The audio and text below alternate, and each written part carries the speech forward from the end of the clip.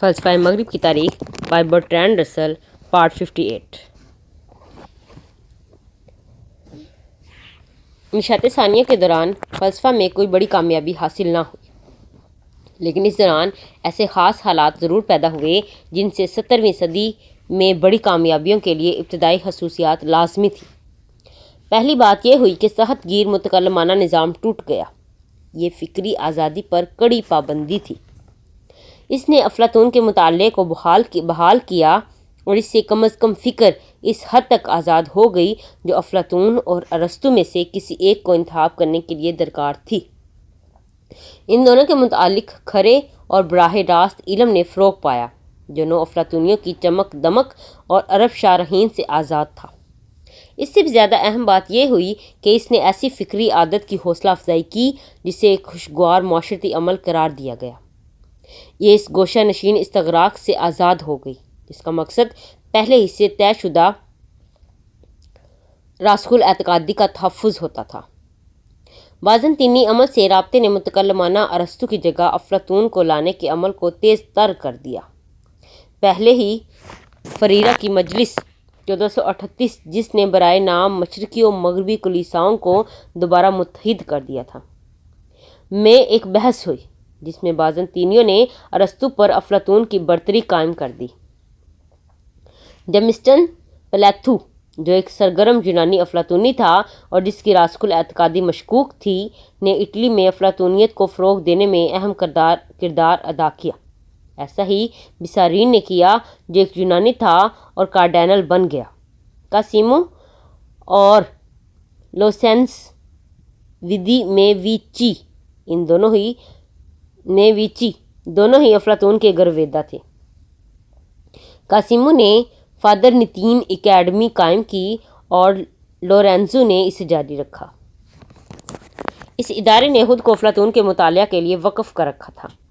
کاسیمو کی موت افلاطون کے ایک مکالمہ سنتے وقت ہوئی، تاہم اس وقت کے انسان دوست قدیم فلسفیوں کا علم حاصل کرنے میں اتنے زیادہ مصروف تھے کہ انہیں فلسفہ میں خود کوئی نیا اضافہ کرنے کی مہلت ہی نہ ملی۔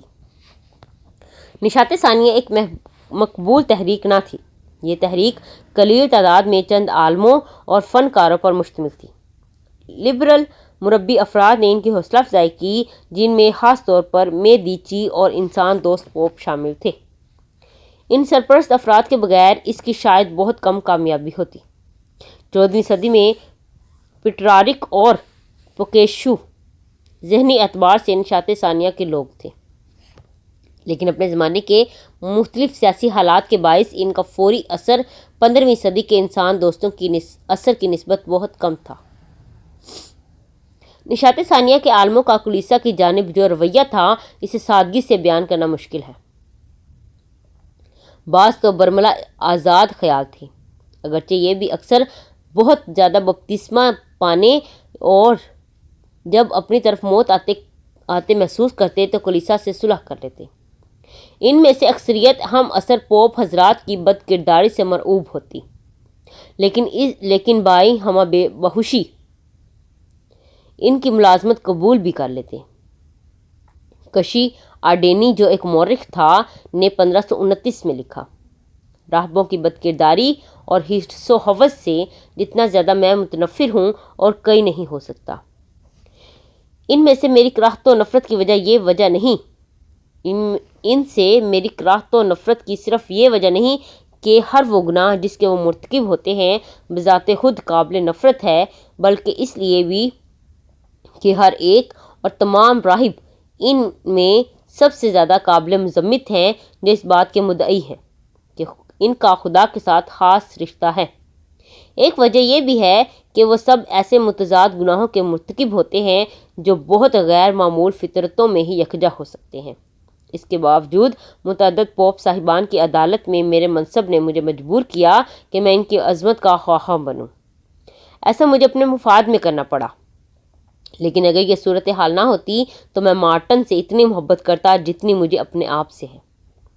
میں ایسا صرف خود کو ان قوانین سے آزاد کرنے کے لیے نہ کرتا جو عموماً غلط سمجھ کر اور غلط بیان کر کے مسیحیت کی آڑ میں ہم پر مسلط کر دیے گئے، بلکہ یہ دیکھنے کے لیے بھی کہ یہ بدمعاشوں کی منڈلی اپنی صحیح جگہ پر پہنچ گئی ہے اور یہ مجبور ہو جائیں کہ یا تو گناہ چھوڑ دیں یا پھر اقتدار۔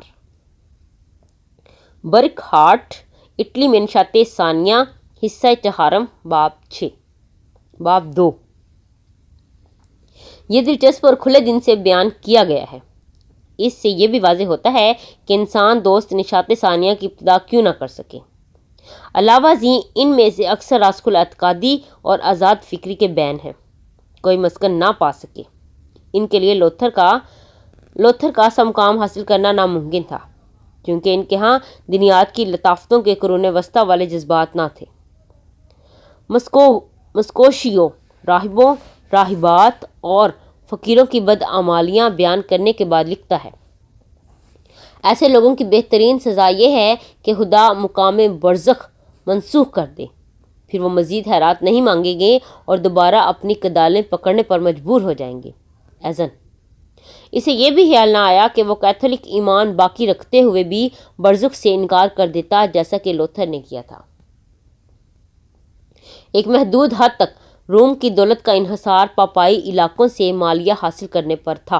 بیشتر ایسا خراج ہوتا جو کیتھولک دنیا سے اس دینیاتی نظام کے ذریعے حاصل کیا جاتا، جس میں یہ دعویٰ کیا جاتا کہ جنت کی کنجیاں پوپ حضرات کے ہاتھوں میں ہیں۔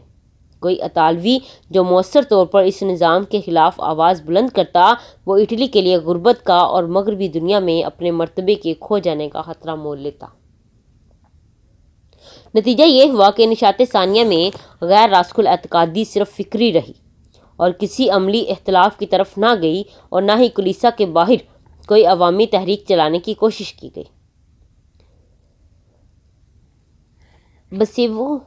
بسیو نرولا واحد ایک مستثنیٰ شخص تھا جس کی کوشش جزوی طور پر تھی، کیونکہ وہ ذہنی لحاظ سے قرون وسطیٰ میں ہی رہنے والا تھا۔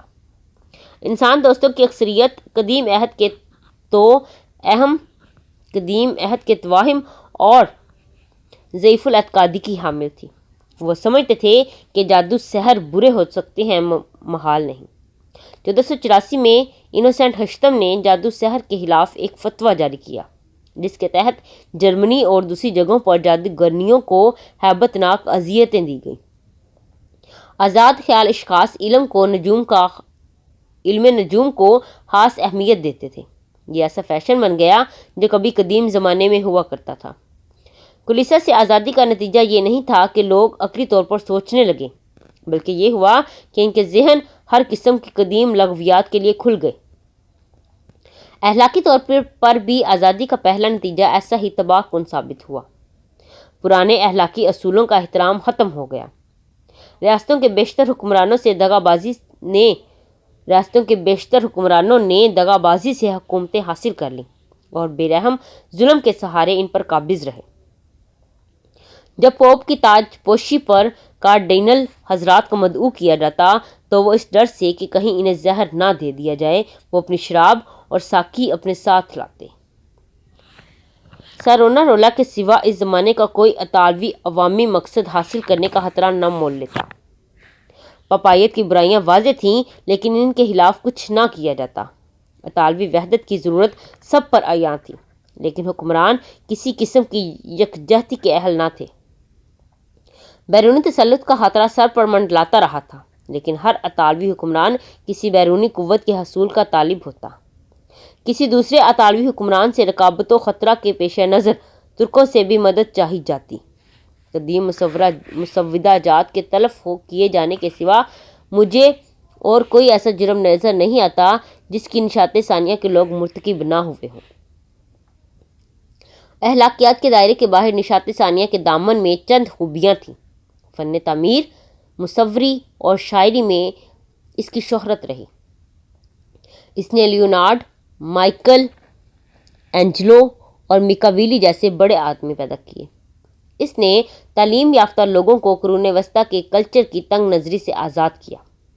اگرچہ قدامت پرستی کی غلامی اب بھی باقی تھی، لیکن اس نے عالموں کو یہ آگاہی دی کہ نامور ماہرین علم بھی تقریباً ہر موضوع پر مختلف آراء کے حامل ہوتے تھے۔ یونانی دنیا کے علم کی بحالی نے ایک ایسی فضا پیدا کر دی جس میں یونانی کارخائے نمایاں کی ہم سری کا حصول ممکن ہوا۔ اس فضا میں انفرادی مخترع ایسی آزادی سے تحلیقی عمل سر انجام دے سکتا جو سکندر اعظم کے وقت سے نصیب نہ ہوئی تھی۔ نشاط ثانیہ میں سیاسی حالات غیر مستحکم تھے، لیکن انفرادی ترقی کے مواقع موجود تھے۔ ایسے ہی قدیم یونان میں بھی عدم استحکام اور انفرادیت پسندی میں گہرا ربط تھا۔ ایک مستحکم معاشرتی نظام بہت ضروری ہے، لیکن ہر ایک مستحکم سیاسی نظام جب تک وضع ہوا ہے وہ غیر معمولی فنی اور فکری خوبی کی ترقی کی راہ میں حائل ہوا ہے۔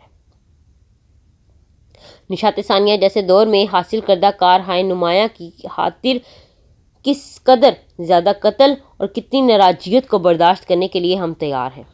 ماضی میں یہ بہت زیادہ ہوا ہے، ہمارے زمانے میں بہت کم ہے۔ آج تک اس مسئلہ کا حل معلوم نہیں ہو سکا، حالانکہ معاشرتی تنظیم کی زیادتی اسے مستقل طور پر زیادہ اہم بنا رہی ہے۔ باب نمبر 3 میکاویلی۔ نشاط ثانیہ میں اگرچہ کوئی اہم دینیاتی فلسفی نہ ہوا، لیکن اس عہد نے سیاسی فلسفہ میں ایک شخص کو انتہائی شہرت دلائی جس کا نام نکولو میکاویلی تھا۔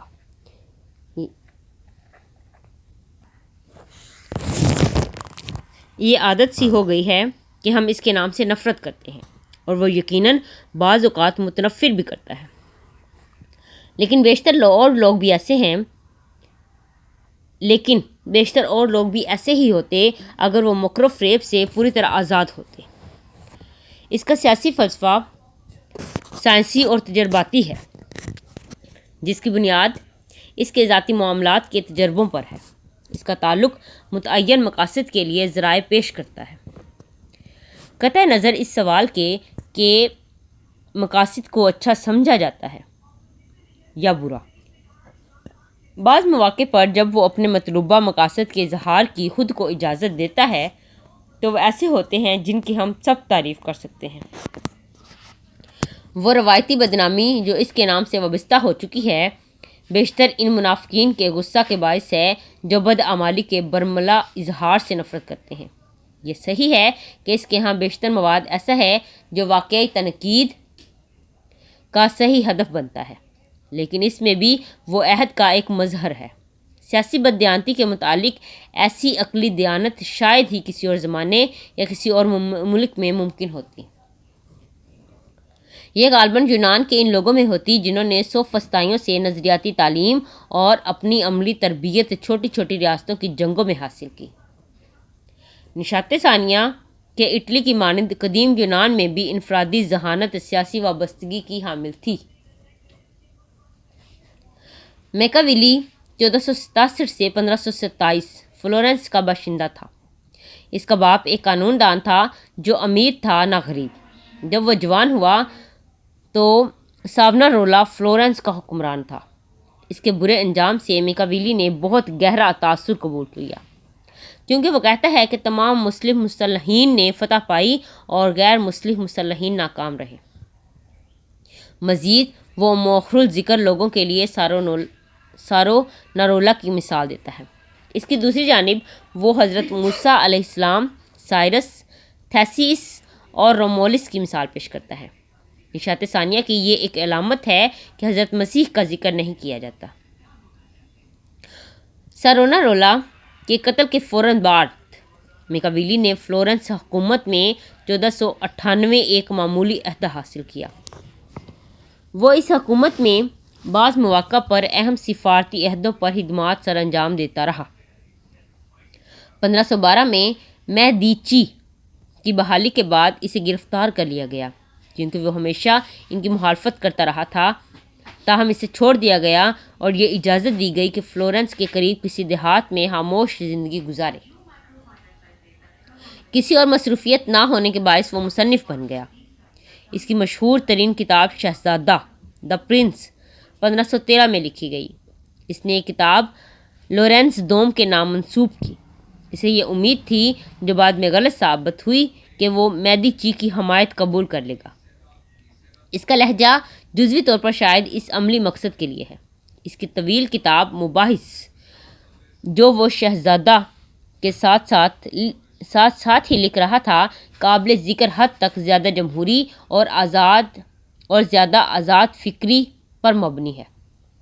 وہ شہزادہ کی ابتدا میں لکھتا ہے کہ وہ اس کتاب میں جمہوری حکومتوں کا ذکر نہیں کرے گا، لیکن ان پر اس نے کہیں اور بحث کی ہے، اس لیے جو مباحث کا مطالعہ نہیں کرتے وہ اس کے نظریہ کے صرف ایک ہی پہلو سے آگاہ ہوتے ہیں۔ میڈیچی سے مصالحت میں ناکامی کی وجہ سے وہ تصانیف لکھنے پر تو مجبور رہا، وہ مرتے وقت تک گوشہ تنہائی میں رہا۔ وہ اسی سال مرا جب چارلس پنجم کی فوجوں کے ہاتھوں سقوط روم ہوا۔ اسی سال کو اطالوی نشاط ثانیہ کی موت کا سال بھی شمار کیا جا سکتا ہے۔ شہزادہ کا موضوع یہ ہے کہ تاریخی حوالوں میں اور اپنے زمانے کے واقعات سے یہ دریافت کرنا ہے کہ راجدھانیاں کس طرح جیتی جا سکتی ہیں، کس طرح انہیں زیر اطاعت رکھا جا سکتا ہے اور کس طرح وہ ہاتھ سے نکل جاتی ہیں۔ 15ویں صدی کے اٹلی میں ایسی بے شمار چھوٹی بڑی مثالیں میسر آ گئیں۔ جائز حکمرانوں کی تعداد محدود تھی۔ اکثر صورتوں میں پوپ حضرات نے بھی بددیانت ذرائع سے انتخاب جیتا۔ کامیابی حاصل کرنے کے لیے اصول اس وقت بدلے جاتے جب حالات زیادہ پرسکون ہو جاتے، اس لیے کسی شخص کو بھی مکاریوں اور مظالم سے صدمہ نہ ہوا۔ 18ویں اور 19ویں صدی میں یہی مکاریاں کسی شخص کو بھی نااہل قرار دینے کے لیے کافی ہوتی۔ شاید آج ہمارا زمانہ دوبارہ میکاویلی کا قدردان بن سکتا ہو، کیونکہ ہمارے زمانے میں اہم ترین کامیابیاں ایسے پست طریقوں سے حاصل کی گئی ہیں جیسے کہ نشاط ثانیہ کے اٹلی میں اپنائے گئے تھے۔ وہ میکاویلی ہٹلر کی ریش نیگ آگ 1934 فائر میں پارٹی میں اس کی تسخیر اور میونخ کے بعد اس کی بدعہدی کی یوں تعریف کرتا ہے کہ یہ سب سیاست کے فن میں اس کی دقیقہ شناسی تھی۔ الیگزینڈر ششم کے بیٹے سیزر بورجینا کی بہت تعریف کی گئی ہے۔ اس کا مسئلہ بہت مشکل تھا۔ اول اپنے بھائی کی موت پر اپنے باپ کی خاندانی بلند ہمتی کا واحد وارث بننا، دوم پوپ کے نام پر اسلحہ کی قوت سے ان علاقوں کو فتح کرنا جو الیگزینڈر کی موت کے بعد پاپائی ریاستوں کے نہیں بلکہ اسی کی ملکیت تھے۔ سوم کارڈینلز کو ایسے شیشے میں اتارنا کہ وہ اس پوپ کو منتخب کریں جو اس کا دوست ہے۔ اس نے اس مشکل مقصد کو بڑی ہنرمندی سے حاصل کیا۔ میکاویلی نئے شہزادوں کو اس کے عمل سے ہدایت حاصل کرنے کی تلقین کرتا رہا۔ یہ صحیح ہے کہ سیزر ناکام ہوا، لیکن ایسا صرف قسمت کی غیر معمولی نامساعدت کے باعث ہوا یوں کہ جب اس کا باپ چل بسا تو وہ خود بھی شدید بیمار تھا۔ جب ذرا اس کی صحت سنبھلی تو اس کے دشمن اپنی فوجیں منظم کر چکے تھے۔ مزید برآں اس کا بدترین دشمن پوپ منتخب ہو گیا۔ اس انتخاب کے روز سیزر نے میکاویلی کو بتایا کہ اس کے پاس ہر بیماری کا علاج اور ہر مرض کی دوا تھی، سوائے اس کے کہ اس کے خواب و خیال میں بھی نہ تھا کہ جب اس کا باپ مرے گا تو وہ خود بھی موت کے دروازے پر کھڑا ہوگا۔ میکاویلی جو اس کی مکاریوں کو بہت قریب سے جانتا تھا یوں تلخیص پیش کرتا ہے: ڈیوک سیزر کے تمام اعمال کا جائزہ لیتے ہوئے میں اسے مورد الزام نہیں ٹھہراتا، اس کے برعکس میں یہ کہنے پر مجبور ہوں، جیسا میں نے پہلے بھی کہا ہے، کہ میں اس کی مثال ان کے لیے بطور تقلید پیش کرتا ہوں جو اپنی خوش نصیبی یا دوسروں کی قوت بازو سے اقتدار کی بلندیوں پر پہنچتے ہیں۔ مذہبی ریاستوں کے بارے میں ایک دلچسپ باب ہے۔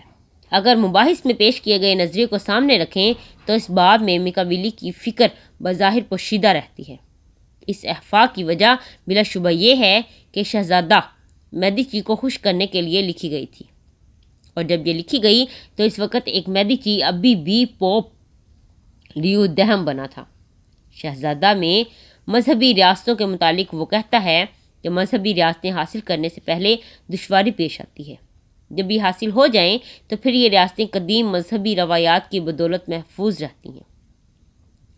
پھر ان ریاستوں میں حاکم برسر اقتدار رہتے ہیں، خواہ ان کا چلن کیسا بھی ہو۔ ان راستوں میں حاکموں کو فوج کی ضرورت نہیں رہتی، وہ ایسا کہتا ہے، کیونکہ وہ غیبی طاقت کی حفاظت میں ہیں جہاں انسانی عقل کی رسائی نہیں ہو سکتی۔ انہیں یہ بلند مرتبہ خدا نے عطا کیا ہے اور وہی ان کا محافظ ہے، اور ان کے معاملات میں دخل اندازی کوئی کم فہم اور احمق انسان ہی کر سکتا ہے۔ اس کے باوجود وہ یہ کہتا ہے کہ یہ معلوم کرنا جائز ہے کہ الیگزینڈر ششم نے کن ذرائع سے پوپ کی دنیاوی طاقت کو اتنی زیادہ وسعت دے دی۔ مباحث میں پاپائی اقتدار پر بحث طویل اور زیادہ پرخلوص ہے۔ یہاں وہ نامور انسانوں کی اخلاقیاتی درجہ بندی کرتا ہے۔ وہ کہتا ہے کہ بہترین انسان وہ ہیں جو مذاہب کے بانی ہیں، ان کے بعد شہنشاہتوں یا جمہوریتوں کے بانی آتے ہیں، پھر ادبی لوگ ہیں۔ یہ لوگ اچھے ہوتے ہیں، لیکن مذاہب کے غارت گر، بادشاہتوں اور جمہوریتوں کے پامال کرنے والے اور نیکی یا علوم کے دشمن لوگ برے ہوتے ہیں۔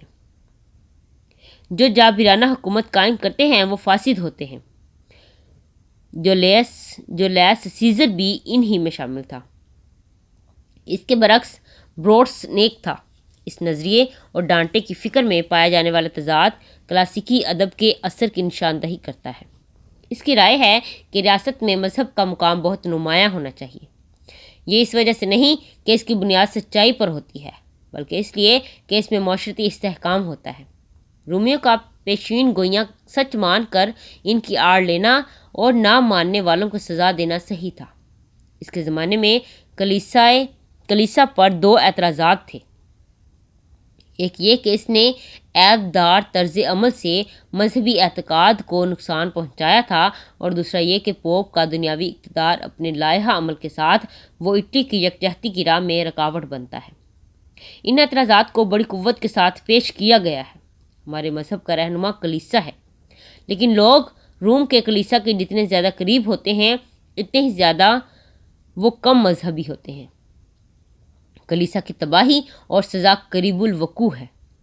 ہم اطالویوں کی بے دین اور باعیب ہونے کی ذمہ داری کلیسائے روم اور اس کے راہبوں کے سر ہے، لیکن ہم اس کے ایک بڑے قرض کے بھی مقروض ہیں، اور یہی قرض ہماری تباہی کا باعث ہوگا۔ یعنی کلیسا نے ہمیشہ ہمارے ملک کو تقسیم کیے رکھا اور اب بھی نا اتفاقی میں ڈال رکھا ہے۔ یہ عبارت سامنے رکھیں تو یہ ماننا پڑتا ہے کہ میکاویلی نے سیزر بورجیا کی جو تعریف کی ہے وہ بورجیا کی مہارت کے باعث ہے، نہ کہ اس کے مقاصد کے باعث۔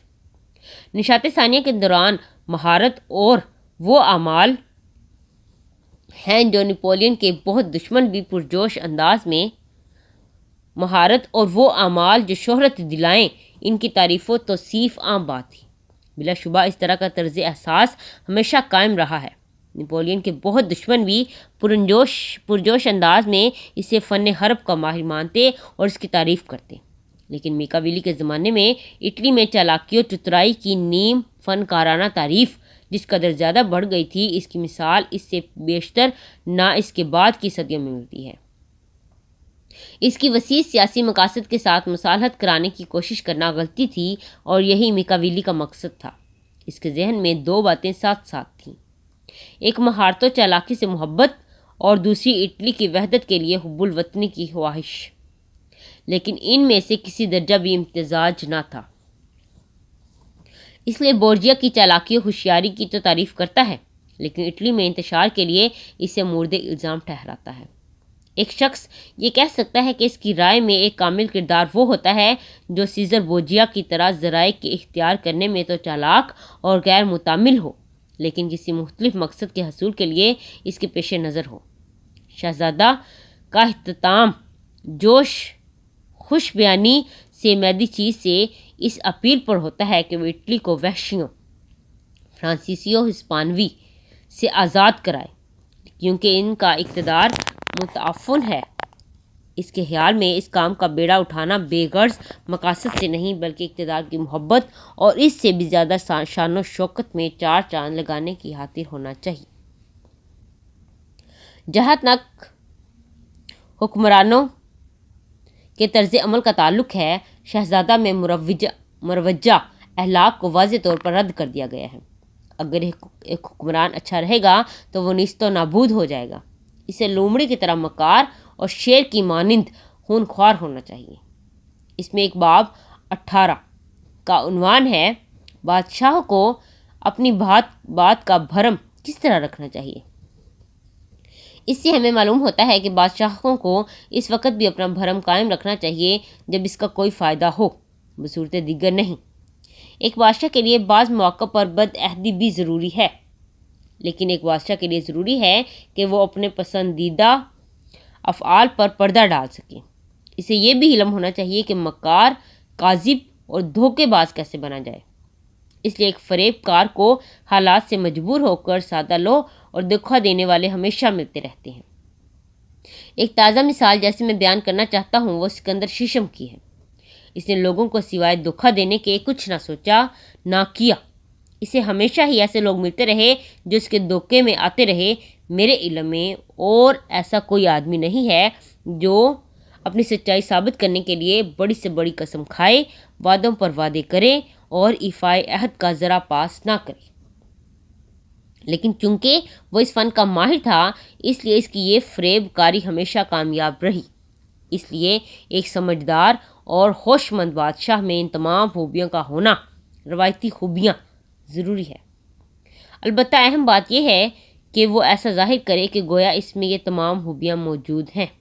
وہ مزید کہتا ہے کہ ایک بادشاہ کو بظاہر مذہبی لگنا چاہیے۔ مباحث کا لب و لہجہ بہت مختلف ہے۔ یہ مقالات لیوی پر برائے نام تنقید ہے۔ اس میں پورے باب ایسے ہیں گویا وہ مانٹیسکیو نے لکھے ہیں۔ 18ویں صدی کا ایک لبرل شخص پڑھ کر کتاب کے زیادہ تر حصے کی تائید کرتا ہے۔ نظریہ تجدید و توازن واضح طور پر پیش کیا گیا ہے۔ آئین میں شہزادوں، شرفا اور عوام سب شریک ہونے چاہیے۔ اس صورت میں تینوں قوتیں ایک دوسرے پر باہمی روک لگا سکیں گی۔ اپارٹا میں لائکریگس کا عائد کردہ آئین بہترین تھا کیونکہ اس میں مکمل توازن رکھے ہوئے تھے۔ سولن کا آئین بہت جمہوری تھا، اس لیے وہاں پیسیس ٹرائس کی جبریت قائم رہی۔